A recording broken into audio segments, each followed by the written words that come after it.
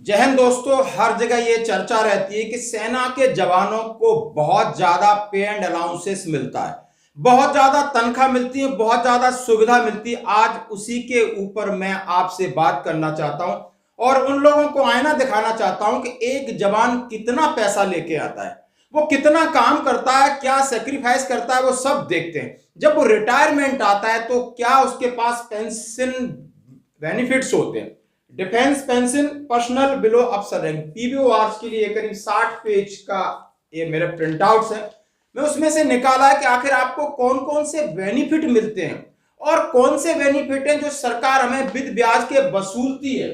आपके पास बचता क्या है, उससे आपका घर चलेगा या नहीं चलेगा, ये मैं आज आपके सामने बात रखना चाहता हूं। बोर्ड के ऊपर आप देख सकते हो, मैंने एक एक चीज को डेलिबरेटली समझाया कि आप पेंशन जाओगे तो आपको कौन कौन से हेड हैं, कितना पैसा मिलेगा, टोटल पैसा कितना मिलेगा, सरकार उसमें क्या देगी, आपका उसमें क्या होगा, फिर इतना पैसे के बाद आप क्या कर सकते हो, फिर आपको पेंशन कितनी मिलेगी, फिर आपको जॉब मिलेगी या नहीं मिलेगी, इसकी क्या श्योरिटी है।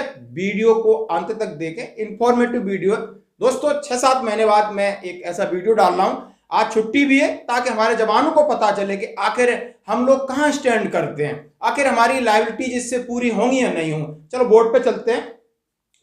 पेंशन बेनिफिट्स, मैंने पेंशन बेनिफिट सिपाही से सूबेदार मेजर तक बता दिया कि ऑनरी रैंक का कोई भरोसा नहीं है, सरकार का खजाना खाली होता है तो ये तो लगभग बंद हो सकता है कभी भी।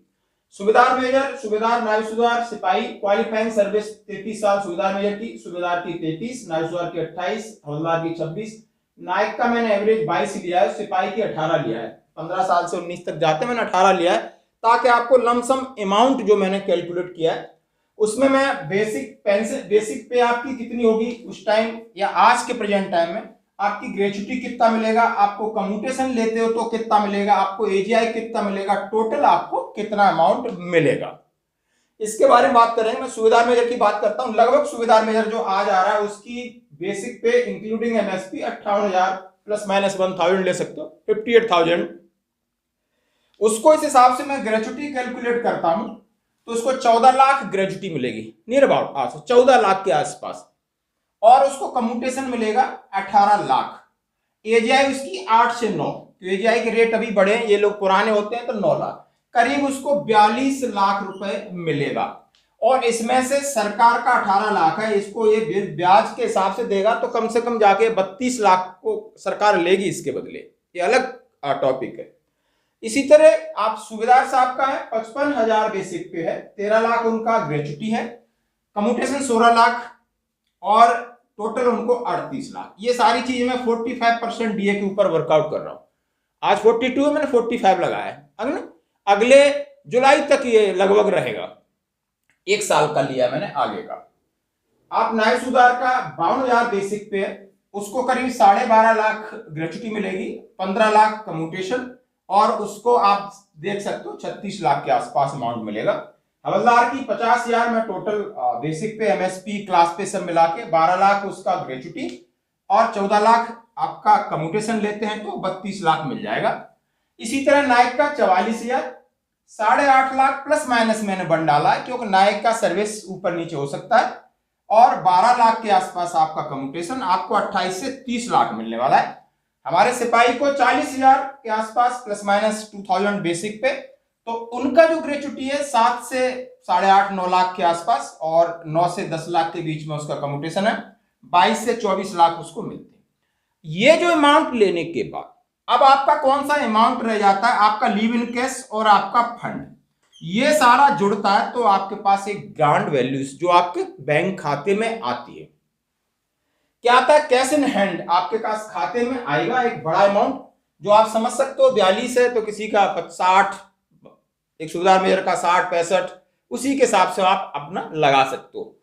इस अमाउंट लेने के बाद हमने घर में आके घर बनाना है या बच्चों की पढ़ाई करनी है या शादी करनी है या हमने कुछ अमाउंट को फिक्स करना है, ये हमारी चीजें निर्भर करती हैं खुद की इकोनॉमिक कंडीशंस कैसी है, इन सब चीजों के ऊपर। लेकिन क्या ये अमाउंट काफी है? एक एवरेज लोग आते हैं हवलदार यानी 30-32 लाख और इसमें से ये रिकवर हो रहा है, यानी 30-35 लाख गवर्नमेंट हमको दे, हमारा अमाउंट है, उससे क्या हो रहा है, एक घर नहीं बनता है, एक प्लॉट नहीं खरीद सकते। बच्चों की हायर एजुकेशन कैसे कराएंगे, यानी इस अमाउंट को बहुत बड़ा अमाउंट नहीं। अब इनकी मंथली पेंशन कितनी रह जाती है कि भाई महीने में भी कुछ मिलेगा, महीने में मिलेंगे आपको 20,000 से लगा करके 30,000, मतलब 20,000 सिपाही की पेंशन, 30,000 मैक्सिमम सुबेदार मेजर की। यदि आप कम्यूटेशन लेते हैं तो, यदि आप कम्यूटेशन 50% लेते हैं तो सिपाही की 20,000 18-19 से ही शुरू हो जाएगी और सुबेदार मेजर की 30-31, बाकी डीए के हिसाब से थोड़ी बहुत बढ़ती रहेगी दोस्तों। अब इसमें पर मंथ में इतनी महंगाई में गुजारा करना है। अब गुजारा कैसे करना है कि बाइक है, डीजल है, पेट्रोल है, घर है तो लाइट का खर्चा, दूध का खर्चा, खाने का, पीने का, आने का, जाने का, रिश्तेदारी का, तमाम जगह ऐसी फॉर्मेलिटी हैं कि समझ में नहीं आता कि 15 से 20,000 रुपए महीने में गए कहां। 15,000 तो आप रख लो जिसका कोई हिसाब ही नहीं होता, और फिर हमारी पेंशन कितनी बच रही, 10 से 5,000, कैसे काम चलेगा। अब हमें चाहिए job, government job, central government या स्टेट गवर्नमेंट जो डीजीआर दिलाती है, उसने आंकड़े दिए 1 से 2%, यानी 1 से 2% फौजियों की जॉब दिला पाती है। जो डायरेक्टर जनरल रिक्रूटमेंट रीसेटलमेंट हमारे लिए बैठा हुआ है वो कख नहीं करता, बस बैठे हैं वहां लोग, कर्मचारी खा रहे हैं, पी रहे हैं, ऐश कर रहे हैं।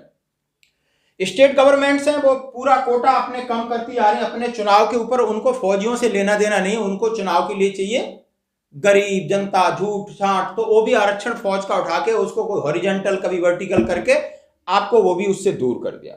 अब रही प्राइवेट सेक्टर में आप देख सकते हो क्या नौकरी है, सिक्योरिटी की नौकरी, होटलों में, एटीएम, यहां हमें अपने जमीर से सौदा करना पड़ता है। आंखों में आंसू आ जाते हैं जब आप सफर करोगे लाइफ में, पता चलेगा यहाँ लोग हैं हमारे आसपास, कम से कम हजारों फौजी हैं, वो 10,000 10,000 12,000 की 12-12 घंटे की नौकरी कर रहे हैं, पूरी रात घूमते हैं, पूरे दिन घूमते हैं, लेकिन कोई सुनने वाला नहीं है। दोस्तों ये थे, या बिजनेस और खेती आप समझ सकते हो, ये अपनी अपनी स्किल है, किसके पास क्या है क्या नहीं है ये आप खुद समझ सकते हो। आप खुद भी, आप इस फैमिली से हम सब जुड़े, आते रहते, छुट्टी में देखते हैं सबके हाल।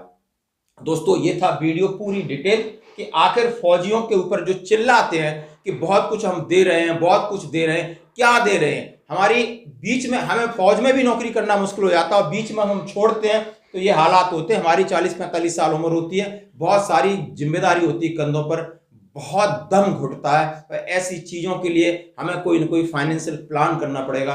रहिए सावधान दोस्तों। वीडियो पसंद आए तो लाइक जरूर करना। धन्यवाद।